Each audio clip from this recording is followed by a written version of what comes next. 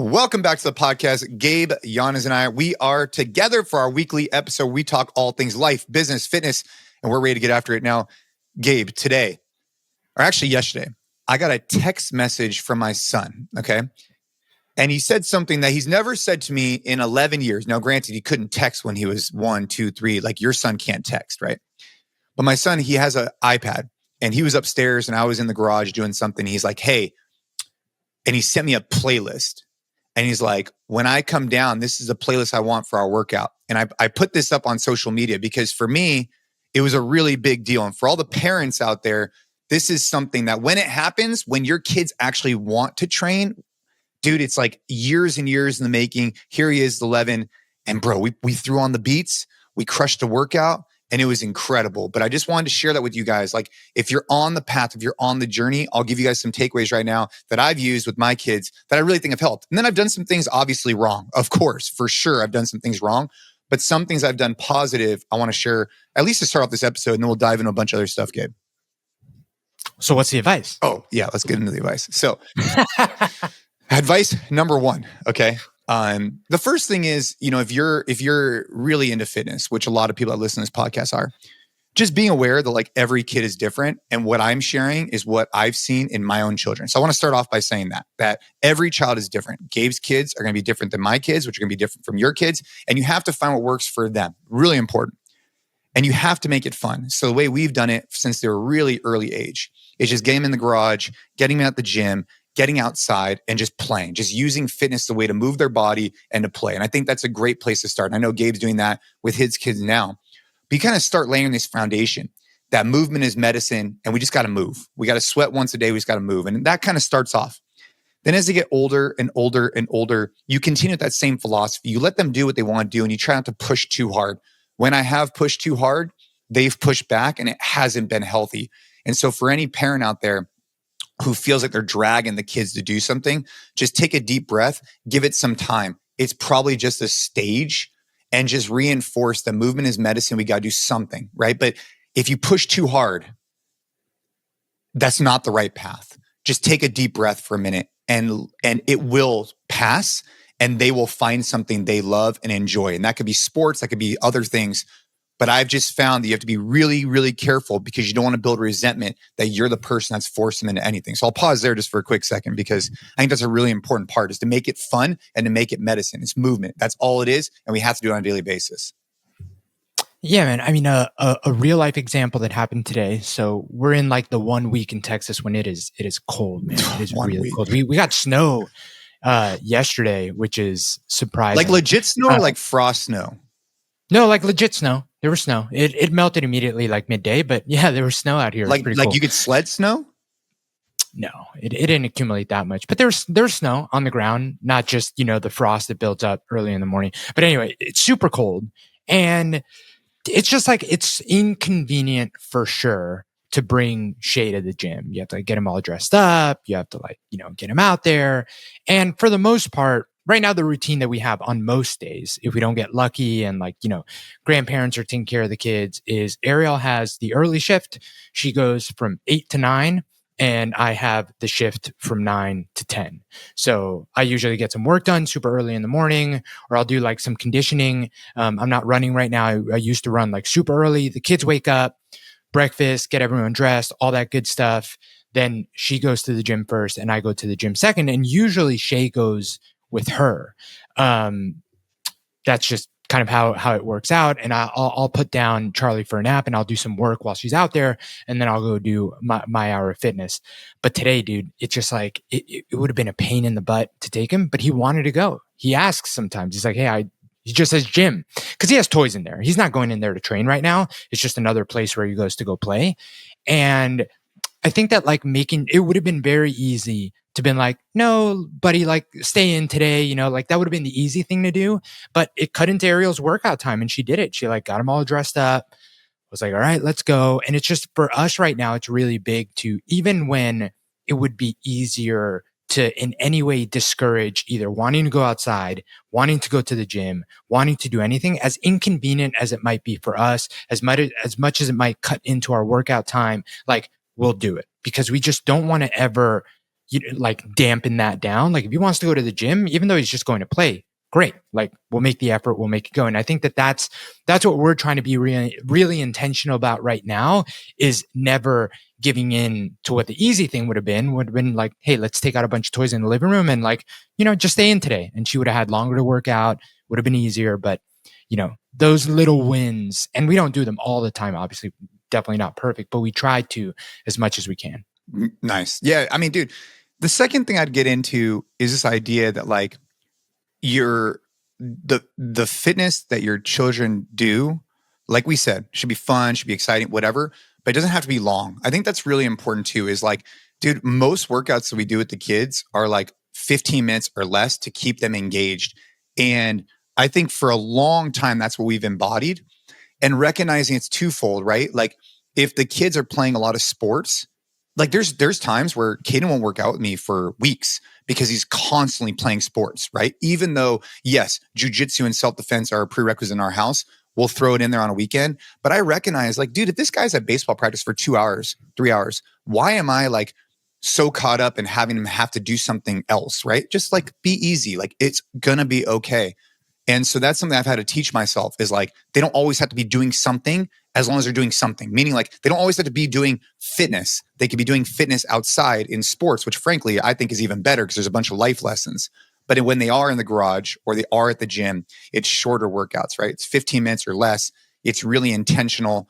And as of lately, this is where it's kind of like really taken a new stride the last like 6 months, I'd say, is that when Caden turned 10, assuming he doesn't have a bunch of sports going on, he is now initiating, and he is designing his own workouts, and it's his choice what he wants to do.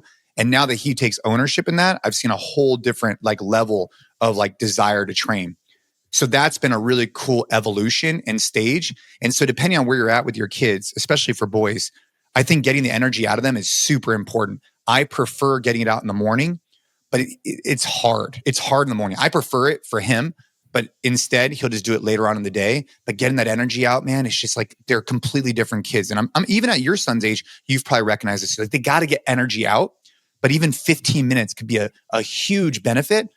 But again, going back to, there's going to be seasons. It's going to be okay. Take a deep breath if it's not perfect. That's what I'm telling myself, because it's just so important not to get wrapped up. If there's a few weeks where they really don't want to do something, just approach it with care, and eventually they'll come back on the team. I'm telling you. I'm telling you this because I've learned it the hard way, man. Yeah. I mean, you got to run them, especially with boys. I mean, I've talked to you about this. You notice that already. He's got to get energy out. He's got to go outside. He's got to have like something to push, something to carry, something to pull. Like it's so interesting when you're in the fitness space. So you're almost like seeing these things, how you see that the things that they naturally want to do are like things you would do in the gym, right? It's like, carry this, pick up this, push this, run, like, all of the, down on the ground, stand up, jump. It's all the things that like as adults now, we feel like we have to go to a place or follow a program to do. But like you watch little kids without obviously he's not following a program. He's not any training. It's just like what he does. And it's all the movements that like we should be doing and should never stop doing, honestly. Yeah. And just like the third thing I would just touch base on is like just being really aware and listening to your kids and not having extremes in either case, I think is really important. Like my daughter, I try to get her to weight train as of recently. She used to a lot. She doesn't want to do it. And so I stopped. I'm just low key. She wants to swim. Like that's awesome. And I think listening and not placing your own perspective of like what someone should be doing is really important. We've talked about this with your spouse as well, but like finding what works for them and then encouraging it and supporting it and doing whatever you can to let them know that what they're doing is incredible and awesome, even if it's not what you're doing.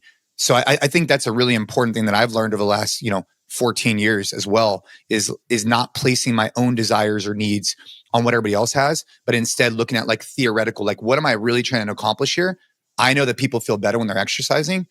They could figure out what they're going to do. And if it's something that aligns with what I want to do, like in Caden's case, that's great, but maybe it's not. And then I got to find a way to jump in and do that same thing with them. That's it. Exactly. There's a give and take there too, right? It's you meeting them where they're at for the sake of just everyone moving together. Dude, 100%. If you saw the playlist, I don't know if you saw the playlist that Caden sent me, but like a lot of these songs, man, it's I don't know. Dude, Like I last summer I felt so old.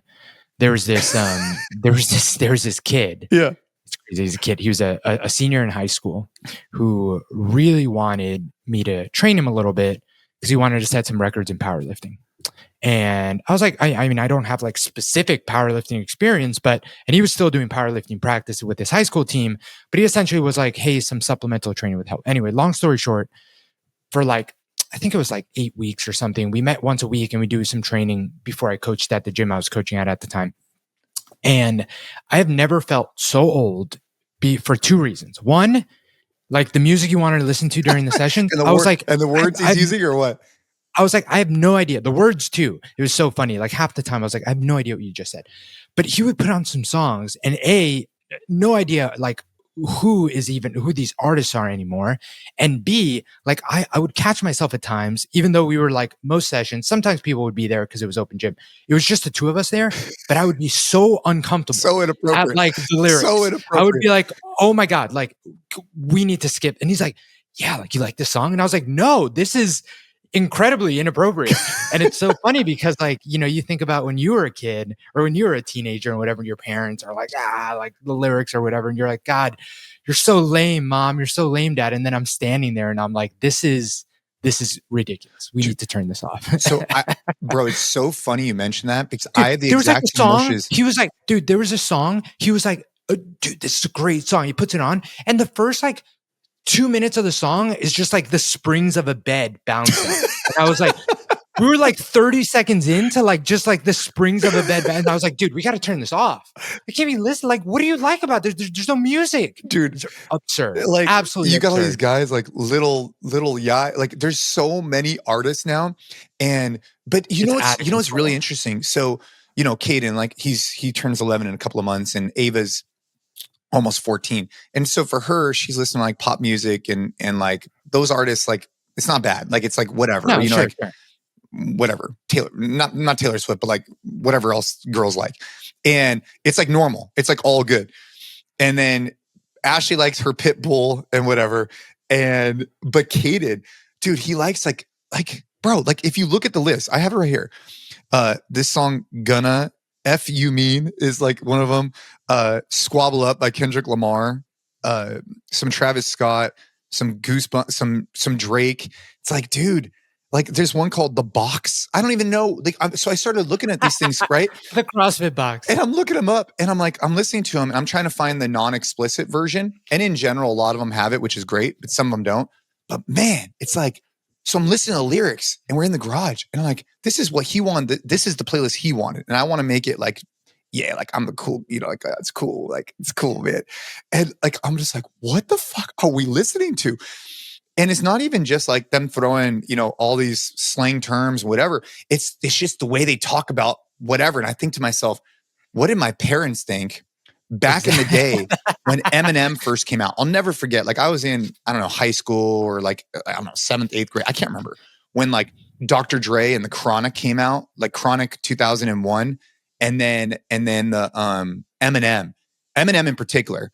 And I was like, man, my parents must have thought like I was just, so I'm trying to realize, like I'm trying to put myself in their shoes, but dude, to your point, man, like some of this stuff is just obnoxious. Like it's way over the top. It's not my country music, bro. It's so bad. It's so bad. You like got to laugh about it. But you know, what's so funny is because we're generally like by ourselves. Like when I'm at the park and we're playing baseball and sometimes I'll bring like a little speaker with me. Dude, I can't put his shit on. I have to put country music on because I'm not going to have like some parent and their like little kid come around and all this. These are the parenting things that are going to come up for all of you guys who have older kids. So get ready for it. It's so funny, man. And so I remember that vividly. I remember after the session, I was just like thinking to myself, I was like, that's who I am now. I'm the adult that just can't listen to the music that's in right now. There's nothing that makes you that makes life comes at you quick. So that made me feel old, right? For sure.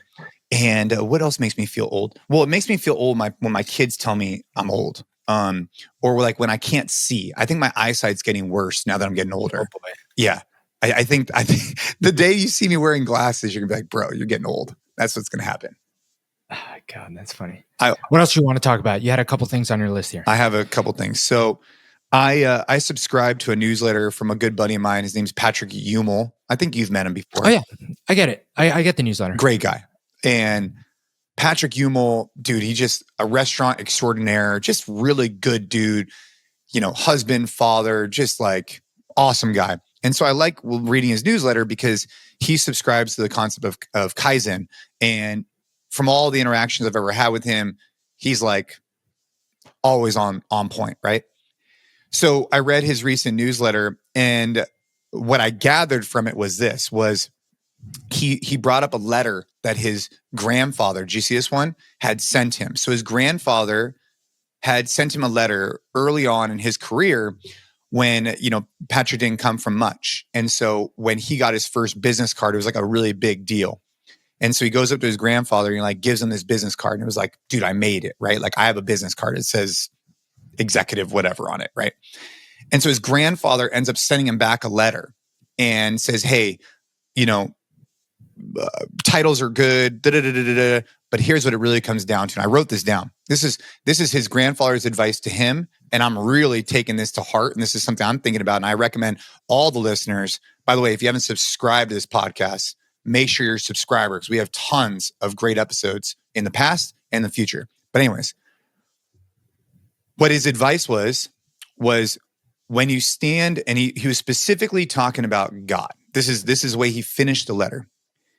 He says, when you stand before him, meaning God, in judgment, don't let him say, meaning God, Jason, I blessed you with all you needed, but you didn't use my gifts.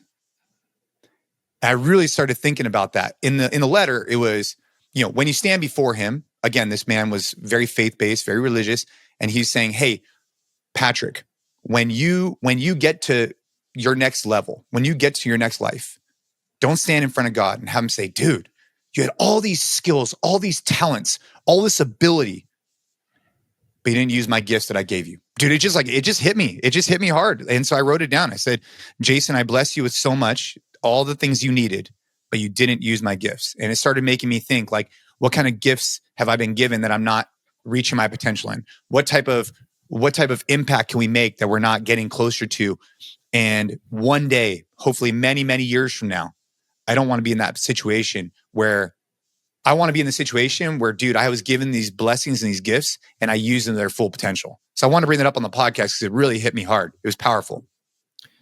I think that you've talked about this in a different way for as long as I've known you, honestly. Like, you bring up this idea of not living up to your potential in conversations, in past pod, and that's essentially what this boils down to. Sure. Whether it's, faith-based and what's going to happen when this is all said and done, or whether it's just you daily checking in, like, did you live up? The one thing that I really, really like about the message, the way that you told it now, though, is I think that a lot of people don't focus on what are the gifts you have. Like, we always focus on the negative. It's so easy to focus on the negative. So easy to focus on the things that aren't going well right now.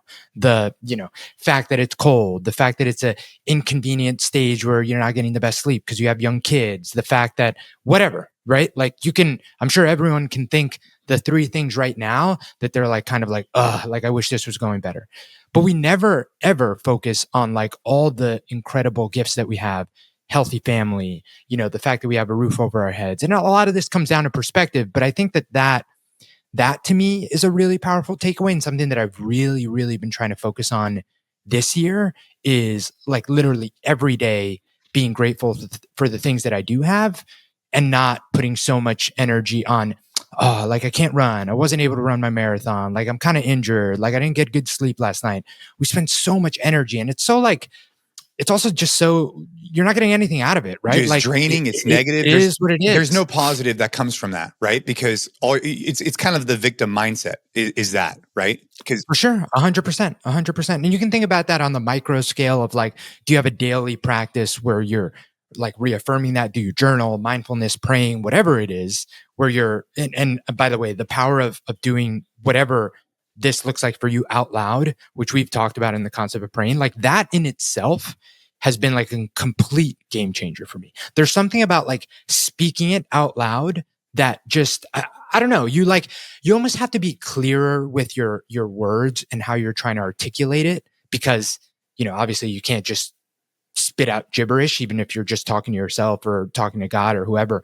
I think that it makes you so much more intentional, and it also like blocks out the distractions, at least for me, of other thoughts. Like I'm exactly just saying what I'm saying and I mean what I say. Whereas like if you're just kind of closing your eyes and doing it in your mind, I find that it's so much easier for like the thing I have to do after this to come in my head, or the fact that like, oh, what am I doing tomorrow? But if you're doing it out loud, it just like keeps you locked in. And that in itself has been huge. So in the micro scale, I love every day thinking about like, what are those gifts that you have and did you use them today? But yeah, man, like in the macro scale and in the extent of your lifetime, it's funny. I took a picture today. I was going to post it on Instagram later. I turned 34 yesterday. So in my week in your life in weeks calendar, I finished out another row. Oh. So we've talked about this in the past. Yeah. I bought this calendar. I think it is incredible. Now I've had it for 2 years, and the reminder on a weekly basis. And I know that for some people, this might seem dark, this might seem whatever, but the reminder on a weekly basis that like, that's it. You've ticked off one more week and we're all going some point. You don't know when, but it's going to happen. And like, so the calendar, which maybe will include a picture. I know Liz is in here to pull it up, is your life in weeks, where it goes from 0 to, I think it has it at like 86 years old, because that's like the average life expectancy. And then it's just dots. And every week you fill one in to signify the fact that like, hey, that week is past, and you either made the most of it or you didn't. And so when you finish a year, so obviously it was my birthday yesterday, I filled out the last bubble of a whole row. And that's an even more kind of like moment of reflection, because you're like, man, on to the next row. Like the whole row is behind you. Like you're that much closer to the bottom of the calendar. And for some people, I get how that can be like a dark kind of like morbid experience of like thinking about, death and losing all the things that you have and leaving the world. But for me, it's, hey, like, did I make the most of that year? Did I make the most of this row on this calendar? And to your point, like, did I hopefully use the gifts that I've been given for, a net positive for myself, my family, my community? And how can I do better as I start filling in the bubbles for this next year? So yeah, I love it, man. Dude. It's just, like I said, it really hit me hard, because again, we're on this faith journey as well. And just thinking about like, even if when you get there, right? Let's just say there is no God, there is no place to go, right? If I every day live with the intention that there is, in the way that I act as a man, as a husband, the way I show up, surely isn't going to be a bad thing, right? If every day I visualize myself at one point in time, hopefully very long from now, being at that gate and saying, did I use my gifts? Did I treat people the way I want to be treated? Did I love? Did I do all those things? Did I do all that? It's like, bro, even if there isn't there, I'm still winning, because that's the way you're going to be remembered later on, right? That's the key. And I think that, again, to your point, the gifts piece is so important, because I think about what gifts people have. Everybody listening to this podcast has some type of gift. Everybody. I mean, dude, that gift could be, you might not even know it yet, but you have a gift, something. I mean, I have never met anybody in my life who, after you get to know them at a really deep level, doesn't have some type of gift that's unique to them. Like, just something different about them. Maybe they're caring, maybe they're loving, maybe they're really good at something, maybe they're really good at speaking, maybe they're really good at this or that or this or that. Everybody's got little something if you just get to know them well enough. And it's like, can they use that gift to impact as many people as possible? And that's what we're trying to do through this podcast, man. I mean, the podcast, the newsletter, what we're doing with Train Hard, like, the vision is very simple for me. Like, it's to impact people. And the more people we impact, obviously the better that is for our lives, but in so many ways, not just monetarily, of course, to go give more, but also just to make a bigger impact. So yeah, I just want to make sure I brought that up on the podcast, along with that. And then the playlist, it's been a powerful couple of days, just good. A lot of gratitude. For sure, my man. playlist. The playlist thing is cool because I know how much that means to you, and it must have been such a cool moment to get that and just know that he was like ready to come down and crush it. So that's really cool. Oh yeah, dude. I mean, for someone out there who like, I know there's somebody out there like, yeah, fuck it, like that. It's cool, and it's not going to stay that way forever, right? So I got to enjoy this phase that I'm in right now. And my goal, and I was telling this to Caden, I was like, dude, I cannot wait, bro, until you and all your high school friends are throwing down all the time with me and with in this whatever. Like, I'm gonna get an extra refrigerator so you guys have a bunch of food. Like, dude, I want this place to be like the health center where you guys come over, train hella hard, eat, and then go play sports. Like, that's what I want it to be. And hopefully one day that'll be what happens.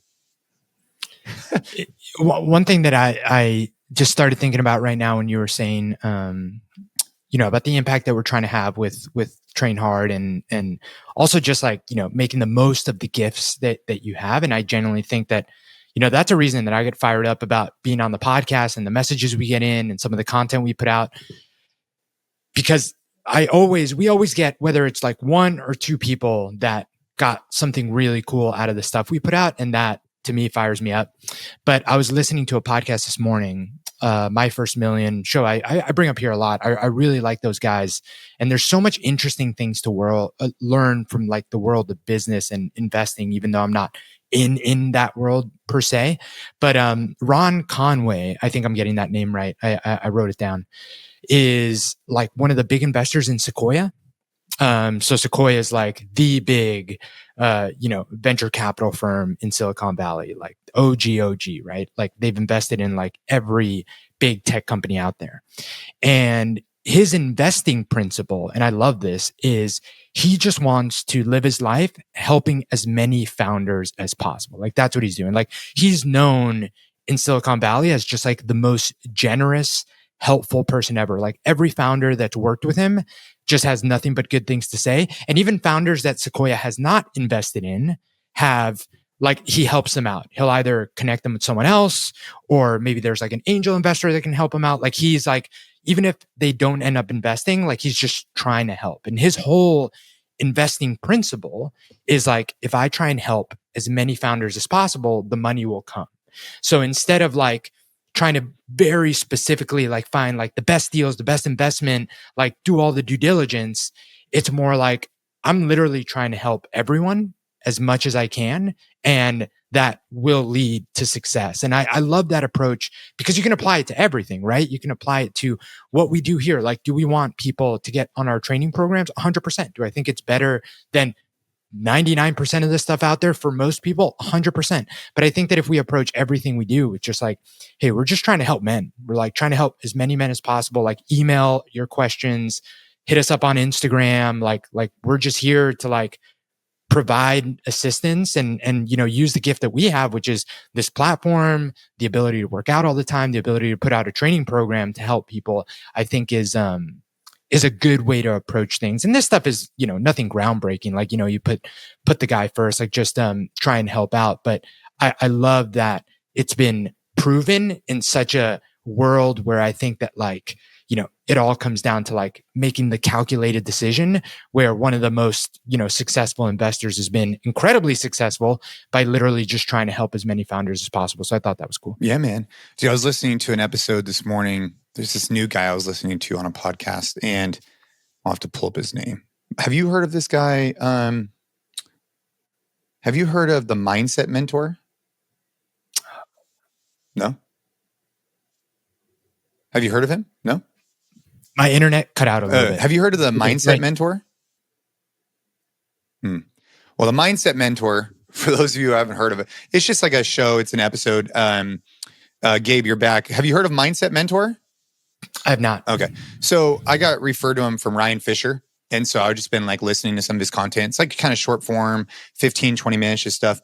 And one of the topics he brought up today was how to break free from basically like like financial obligations and stuff like that. And one of the things he talked about was this idea, and I put in the show notes for today, which is the hungry ghost. Have you ever heard of this term before? Mm-mm. So I guess it comes from Buddhism. And so I'm pulling it up right now. So in Buddhism, hungry ghosts are beings who are reborn into a realm of suffering due to their past lives of greed, selfishness, and jealousy. Okay, that's pretty dark. But essentially what he was trying to say, I didn't realize I was going to get that one. But basically what this theory is, or the way I took it before I just read that, was this hungry ghost. And what he was talking about is like possessions, and how, at the heart of what the problem is and why you have, like, every possession you have takes a small part of you, is like this theory that he was talking about.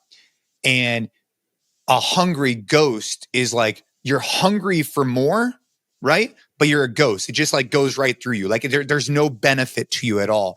And basically what he was alluding to is like this idea of possessions. Since we were a young kid, we've been marketed the entire time for possessions. Like when you were, I don't know, back in the day on Nintendo and all of this, like there's always like a thing they're trying to sell you that, hey, if you buy this thing, if you get this thing, you're going to be happy.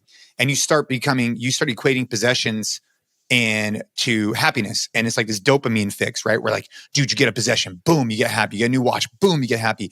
And all of a sudden it's like, you keep chasing all these things. And what he was trying to get to was like, dude, that's a hungry ghost, meaning like you're hungry, but there's nothing there. And so what you really need to do is take a step back and be like, why am I hungry for this particular thing?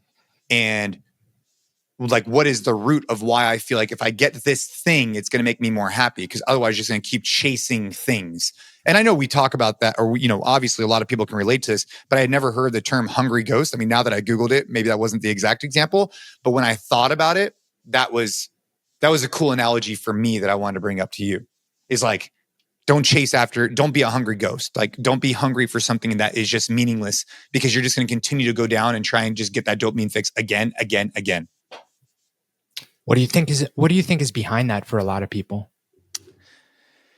I mean, he brought up this idea that like growing up, he grew up really poor and his dad was an alcoholic. And so, he always wanted to have enough. Like that was his example, was like, because he grew up so poor, he always wanted to have ample things because subconsciously he grew up with nothing. I think for some people, it's like, I don't know. I mean, I think there's a fine line between getting things and experiences, obviously for your kids, which I think is really important. And then just always having to have the new thing because it makes you happy and just chasing the thing. And I've been a victim of that for sure. I mean, dude, when I first started the company, I started the company when I was 21, I got sponsored. Dude, I signed a major deal with Reebok that was in the multi six figures for years. I was getting paid by Reebok, then the gyms. And I found myself spending on stuff for no particular reason. And I look back and I'm like, man, why was I doing that? What was I getting from that? And it must have been something in my subconscious that by me driving a BMW M5, which has nothing to do with my industry, why would I ever get that, right? Or a baller Range Rover, why would I do that, right? Or it's just, I don't know. In hindsight, it takes time, I guess, to kind of realize that those things don't mean much. What it means the most is like having, the stability to go do stuff with your family. I think that people do a lot of things because you're told that that thing is like a necessary part of enjoyment, or there's this like between the lines peer pressure of it. We were talking about alcohol before. I think that alcohol is a perfect example of that. I think that a lot of people, and this was me, man, and it took me, and I'm glad that I got to the point where I realized that I just don't enjoy anything about it. I don't enjoy like the taste, how I feel afterwards, like how I feel during, really now as an adult. Maybe I enjoyed it when I was like super young and it was just fun to like just let your inhibitions go to the wind and like, get some liquid courage to go talk to chicks. Like, but that time is obviously way, way, way behind me. I think for a long time I was doing it just because it's like, well, that's what you do in social settings. Like that's literally the only reason I did it. I didn't want to feel weird. And I think that it goes exactly the same to like, hey, if you have money, you should spend it. Like you should get the nice thing. You should get the nice car. And like, it's not anything that like people genuinely enjoy. Like, it's not like you get the nice car and like, this brings me so much joy and happiness. It's more of like, this is what I was told that I had to do once I hit like a certain level of success. Like you get the bigger house, you get the nicer car, you do this. Like, it's more,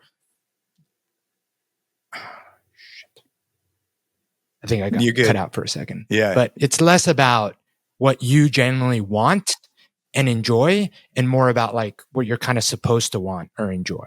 Yeah, there's and some it of that. I applies mean, to and there's some people that like for example, I know like my neighbors and my friends, like, dude, they're super into cars, and that makes them really happy and fulfilled. For me, like I was chasing, probably to your point, right now, dude, I have a 2018 or 19 Ford Raptor used I got, and I love it. I absolutely love it.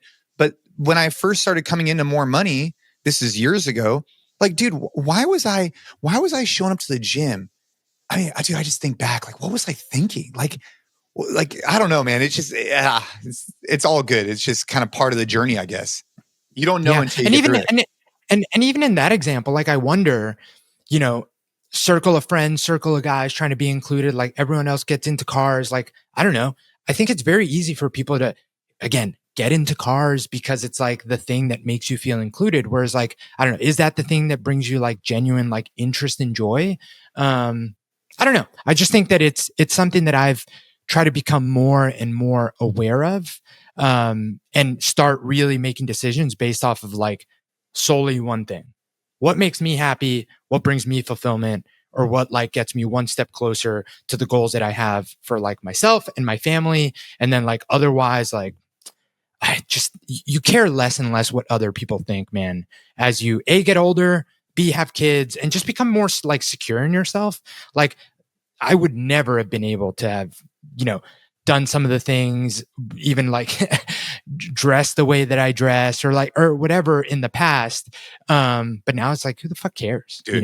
Yeah. And I think, and part of that might just come with age, man. I don't know. I don't really know what the solution it does. But like, it just is what it is, and I'm wondering, I'm asking myself those questions now of like, what am I doing now that like, I'll look back on and be like, yeah, that just wasn't important. I thought it was, but it wasn't. Yeah. You know what I mean? Like, and you don't know while you're in it. You're like, the blinders are so strong when you're in it that like, it takes time and looking back on it to be like, I was literally just doing that because X, Yeah. And I think some of that is amplified by social media too, right? Like, because it's, once you get enough of the positive reinforcement for saying a certain thing or putting a certain thing out, like a lot of people want to do that more and more and more. And it's not really genuine to do it. It's just like, it's the thing. Yeah, for sure, man. Look, so we're recording this like towards the end of January, and I haven't drank this month. Haven't had any alcohol. I did try earlier in the like few weeks in, I was like, oh, I'll try a non-alcoholic beer. It's just not my thing. Like, I'm just like, I tried like a sip of it. I was like, not my thing. I'm sure there's a bunch of like non-alcoholic drinks nowadays that are probably better. But it just wasn't my thing. So I kind of went away from that, but I haven't been doing that. And I'll tell you what has been really impactful for me, right before we recorded this. So I train early every day. Non-negotiable. And one of the things that I've done, I actually think this is a really good piece of advice for anybody who, like, I'll train at the gym. So I train at the jiu-jitsu gym. I train at our gyms, and I also train at home. I train a variety of areas. At home, I have a outstanding message across multiple guys that I will be getting after it at 6:30 every day.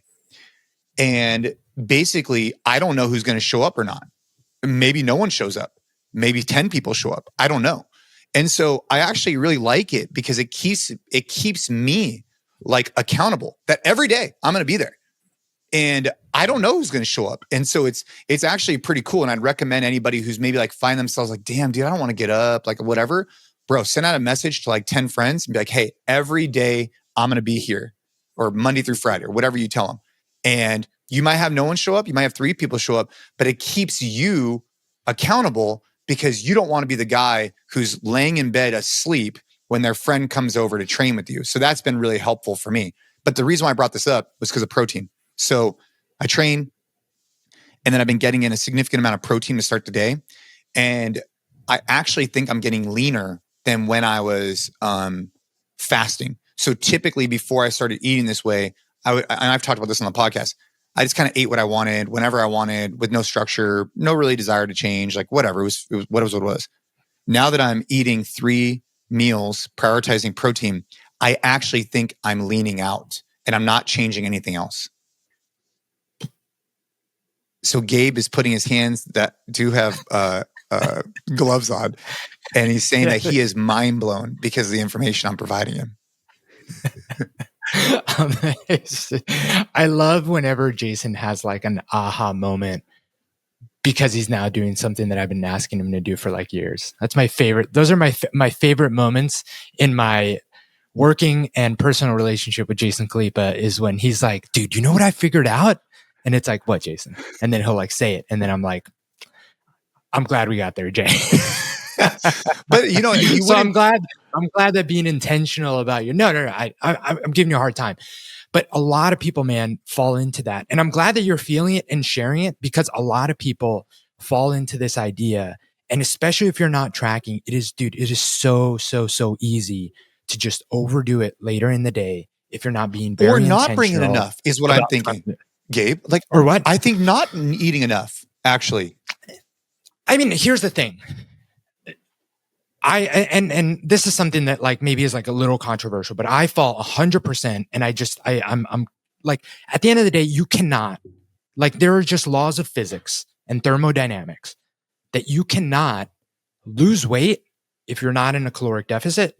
You cannot gain weight if you're not in a caloric surplus. It just like, it doesn't work. It doesn't like fit into how like matter conservation works. So what is happening in a lot of, yes, I know that it can feel like some people aren't eating enough and that's making them gain fat or whatever you're gaining.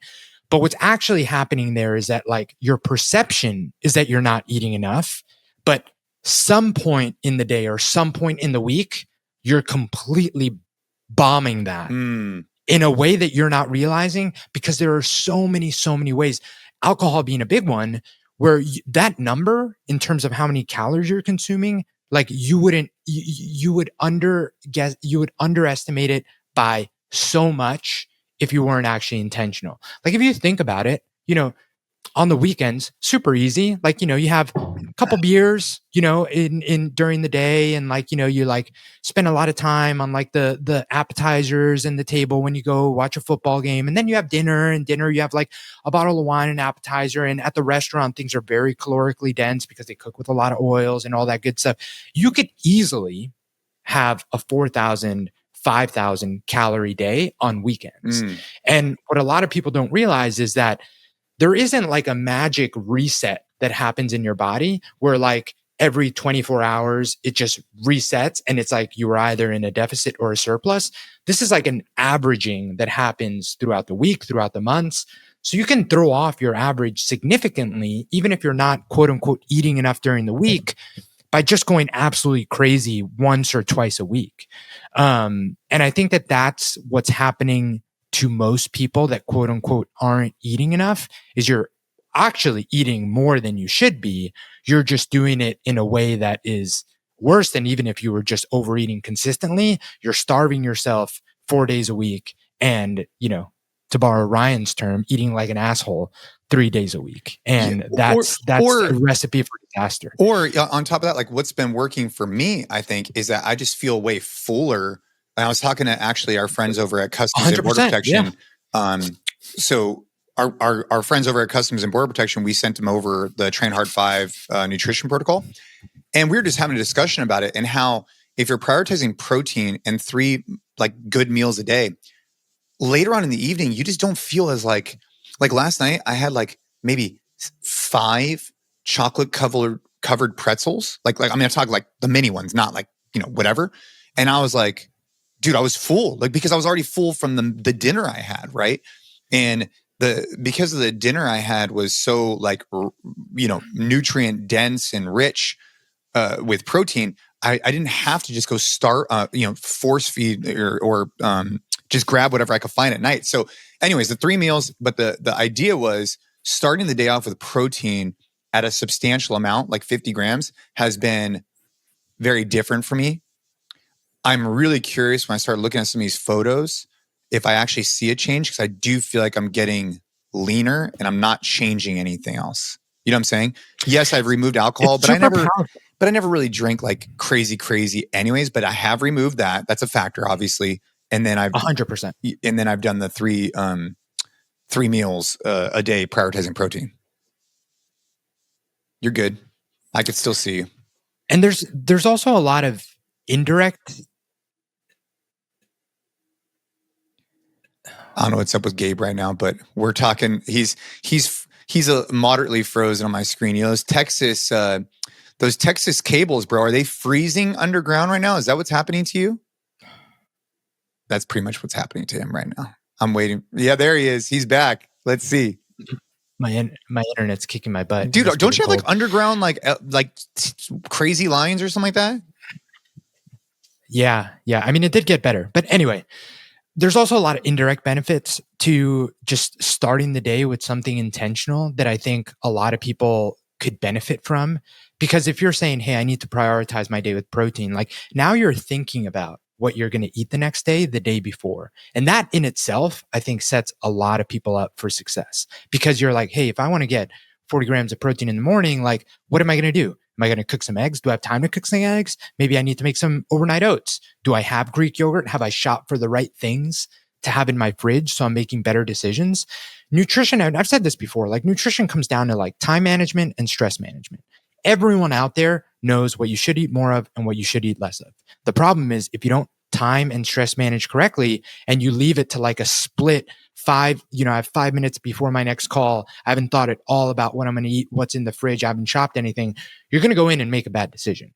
Whereas if you've pre-planned it to some extent, like just have some ingredients in there that like are good and you can throw something together really quick. You've shopped on the weekends. Maybe you've even done the meal prep, although that's great, but not necessary. It's just as simple as like, do I have things in my home that are conducive to the progress that I want to make or not? Goes such a long way for people. And you're going to do that more if you have like something to shoot for, like literally just protein with every meal. That's it. And I think that the important thing with how we approach nutrition too is like, make it simple enough so it doesn't seem overwhelming. It's not like, hey, track every single macro that you count or like eliminate this and that, because then immediately people start thinking about, well, that's a lot. How do I do that with the kids around? So on and so forth.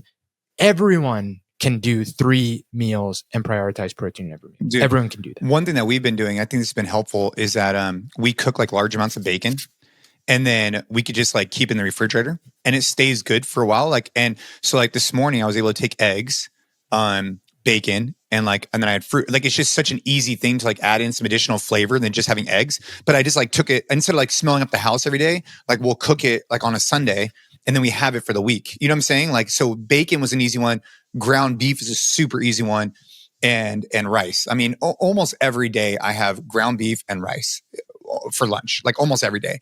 Because for me, I could eat the same thing every day and it doesn't bother me, but you got to figure out what works for you. But the reason why I want to bring this up is because I think, and I need more time on this, but I think by prioritizing protein and by having 3 meals a day and not doing the fast that I've been doing for so many years and not eating the way I had for so many years, I actually think I'm going to lean out without me trying. That's the part that like really is going to blow my mind, is like, I'm not trying at all. I'm not changing. I mean, I'm changing that like we talked about, but I'm not like intentionally like doing more cardio. I'm not intentionally like eating very healthy foods. Like I'm just doing what we're saying, prioritizing protein and eating 3 meals. And I still have snacks and I still do whatever. And I think I'm going to get lean out. You know what I mean? That's the part. For sure. I mean, that's the cool thing, is that people get very intimidated by having to change the behaviors that they feel are very hard to change. For example, like you're still snacking. You're still like, if I would have told you, hey, I want you 3 months to never have a snack, never have a sweet, never have the chocolate covered pretzels, like just eliminate all that, you would see results 100%. But it's miserable. And you're also like, there's this like pressure, you're white knuckling it the whole time. And then the biggest issue, I think, is whether it's a 30-day challenge, 45-day challenge, whatever, once you end it, what's the first thing that you cannot wait to freaking do? Have all the shit that you couldn't do while you were in the challenge. Like literally, you're just like, please just get me to this day. And even if you're the person that's like disciplined enough to like, again, white knuckle it through, the pendulum's going to swing in the other direction. Whereas if you make these changes, there's no part of you that's like, oh my God, I cannot wait to stop having 3 meals a day and stop prioritizing protein. Like I cannot wait to do that. There isn't. And there's nothing that you've been cutting out unless the alcohol is this for you, but I know it isn't, that you're like, oh my God, I cannot wait to do it again. And that's where I think that a lot of people mess up, is this like restrictive approach that makes them just absolutely swing way too hard in the other direction as soon as they're done. And it outdoes all the progress that they made. Yeah. Yep. And so, yeah, take it from me. I'm going to continue to take some, I got to take some more photos on a weekly basis, right? I have been, but even more. And I've been training hard for 20 years, and I'm really interested to see if this way could get me like leanish, like 2014, 2015 lean. I don't know. We'll see. Like, I don't know. If it's able to do that for me, it's able to do it for a lot of people, because getting from 30% body fat to 20% is not that hard. Getting from 20% body fat or whatever to 7 is difficult. Or those are just random numbers. But the point I'm trying to make is like, if this is having an impact on me, I'm confident it'll have an impact on other people. And I know that we're going to be rolling out a legitimate challenge here in the near future. What we've been doing is talking about the Train Hard 5. But we're actually going to roll out, like, which we've said clearly is not a challenge. It's just a way of eating. But we're going to be rolling out a challenge here in the near future that we're really excited about. And that's going to be one, like, get your friends in, tell everybody about, like, we're doing it and we're doing it big. Yeah, man, I'm super excited. Obviously, that's going to have a nutrition component because it's such a big piece. But yeah, more details on that stuff to come. I can't see how anyone, like you're saying, hey, if I see results, this probably works for most people. Yes, obviously. I can't see how anyone wouldn't see progress, significant progress. Like, I challenge someone to literally like try their hardest to have 3 structured meals a day and prioritize 40 to 50 grams of protein per meal, hit that protein goal, and just do those things and cut out the alcohol and try to not have progress. Like, it would literally be so hard, because you would have to like intentionally overeat on snacks, and at the end of the day that you really won't like want to do, because if you're doing those things, it's just the cravings aren't there to the same extent. It would be really hard. Like, you would have to be like, hey, I'm going to prove Gabe wrong, I'm going to do this on purpose.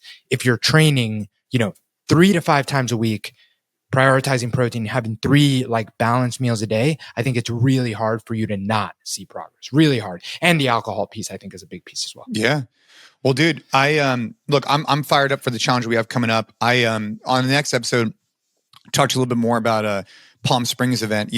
I went out there for some work, and we talk about date nights a lot, but I also think it's important for you and your spouse. Well, I'll just summarize it like this. Ash and I went to Palm Springs. We went there for a work event. While we were there, we stayed for a couple of days, just her and I over the weekend.